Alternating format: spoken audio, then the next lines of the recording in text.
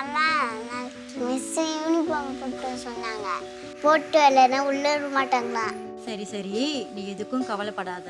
காசு வரும்ல, வந்த உடனே உனக்கு புது யூனிஃபார்ம் எடுத்து தரலாம். நாளைக்கு போட்டு வர சொன்னாங்க, இல்லை திட்டுவாங்க.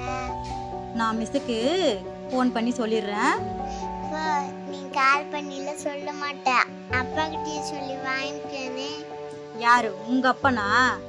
இந்நேரத்துக்கு எங்க குடிச்சிட்டு யார்கிட்ட பம்பை இழுத்திட்டு இருக்கானோ?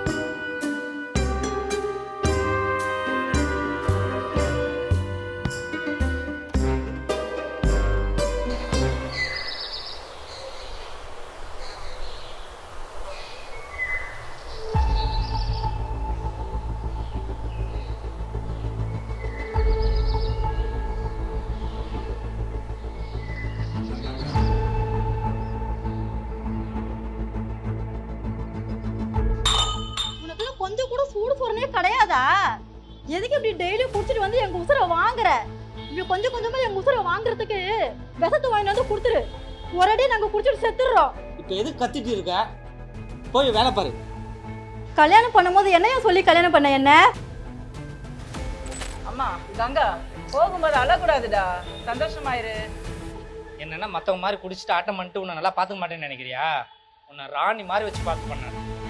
ஏய், என்ன உனக்கு பிரச்சனை? இப்போ எதுக்கு கத்திட்டு இருக்க? யோ, நீ மனுஷனா இருந்தா சொல்லலாம், நீ மனுஷனே கிடையாது. எவனாவது ஓசியில சரக்கு வாங்கி கொடுத்தா அதை குடிச்சிட்டு வரணும் தானே நீ? இப்போ என்ன, நான் குடிக்கிறது தான் உனக்கு பிரச்சனையா? போ, நான் இனிமேட்டு குடிக்க மாட்டேன். போ. போதண்டா சாமி, இந்த வார்த்தையை பல தடவை கேட்டுட்டேன். நீ கடன் வாங்கி நீ குடிச்சு செலவு பண்ணதுனால கடைக்காரன் வந்து உன்னைய கேட்குறான், என்னைய தான் கேட்குறான். இனி உன்னை நம்பி எந்த ஒரு புண்ணியமே கிடையாது. நான் ஹோட்டலில் வேலை கேட்டிருக்கேன், அங்கே போயிட்டு ஏதாவது பாத்திரம் கழுவி என்ன என் பிள்ளையும் எனக்கு பார்த்துக்க தெரியும். நீ குடிச்சிட்டு நீ சந்தோஷமா இரு.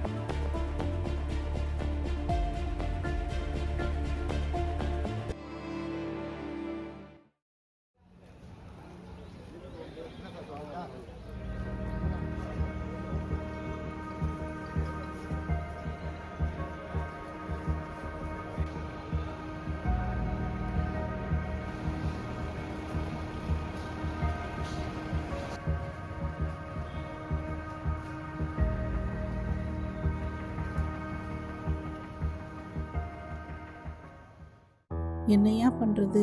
ஒத்த பிள்ளைய வச்சுட்டு ரொம்ப கஷ்டப்படுறேங்க ஐயா.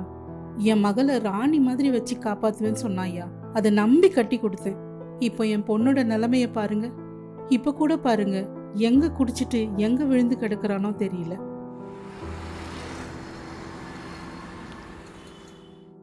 அப்பா எழுங்கப்பா.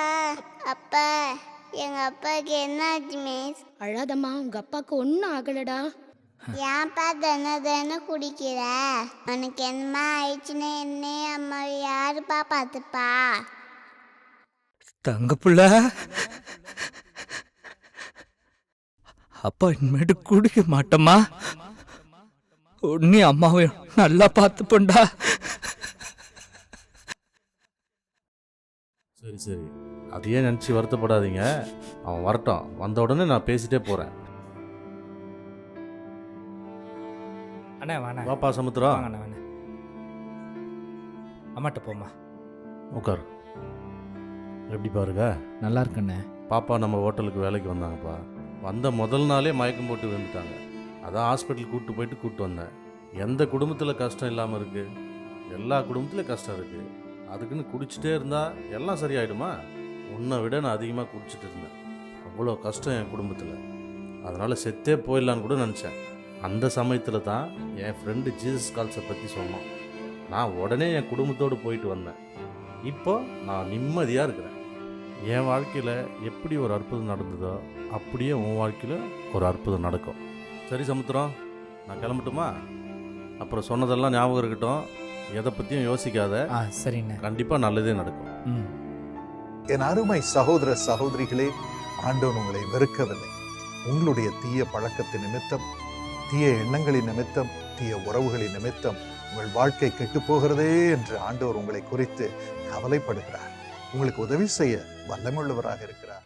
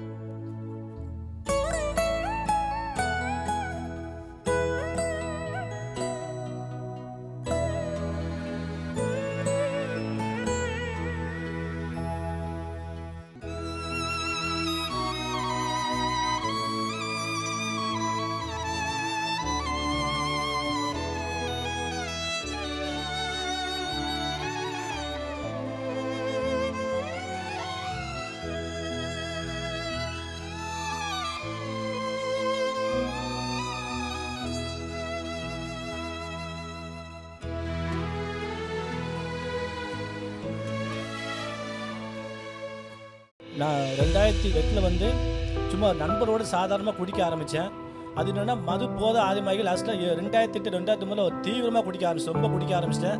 சர்ச்சுக்கு போவாங்க, சின்ன பிள்ளைகளை கொண்டு போயிட்டோம்னா பிள்ளைகளை அள வச்சு சர்ச்சை விட்டு வெளியே கொண்டு வந்து 10 மணிக்கெலாம் ஒன்சா போயிடுவாங்க. இப்படி ரொம்ப குடிச்சிட்டு இருக்கும்போது என்னால் முடியல. எப்படியாவது குடி பார்த்து விடுதலை கிடைக்கும் போது அதிகமாக குடிக்க ஆரம்பித்தேன். வீட்டில் சண்டை போட்டேன். சாப்பிட்டுட்டு இருக்க பாத்திரத்தை பானையை அப்படியே பிள்ளைகள் சாப்பிட்டு விட்டுப்பாங்க, சின்ன குழந்தைகளை அப்படியே பானையோட குப்பரை கவுத்திடுவேன். டெய்லி அடிப்பேன். இதெல்லாம் தப்புன்னு தெரியுது, ஆனால் இது வந்து மறந்துட முடியல. குடும்பத்தில் அதிகமான பிரச்சனை வந்ததுக்கப்புறம் அவங்க அம்மாவை சொல்லிட்டாங்க, நீங்கள் அந்த கூட வாழ வேண்டாம், நீ வந்து என் வீட்டுக்கு வந்து சொல்ற அளவுக்கு நன்மை ஆயிட்டு. அப்போ இவ இருத்துல பேசுங்க, டிவி வச்ச உடனே பால்த்த நிறைய பேசுறாங்க. அந்த மனதுருக்கமான வார்த்தை பேச பேச இருதயம் உடைக்கப்படுது. என் மச்சில் போய் நான் முழங்கால் போட்டேன். அன்னை கிடைச்ச விடுதலை இன்னைய வரைக்கும் நான் இந்த வேதத்துக்கு சுமந்துட்டு இருக்கேன். எனக்கு விடுதலை கொடுத்த இயேசு உங்களுக்கு விடுதலை கொடுப்பான்னு சொல்லி நான் கிராம சுவிச்சிருக்கேன். இயேசு மெய்யாகவே உயிரோடு இருக்கிறார். எனக்கு கொடுத்த விடுதலை நீங்களும் போய் இயேசுவை தேடி உங்களுக்கு விடுதலை கொடுப்பார். ஸ்தோத்திரம் அப்பா. அந்த பிள்ளைகளை இன்னும் 100 மடங்கு ஆசீர்வதி, இன்னும் 100 மடங்கு உயர்த்தும்.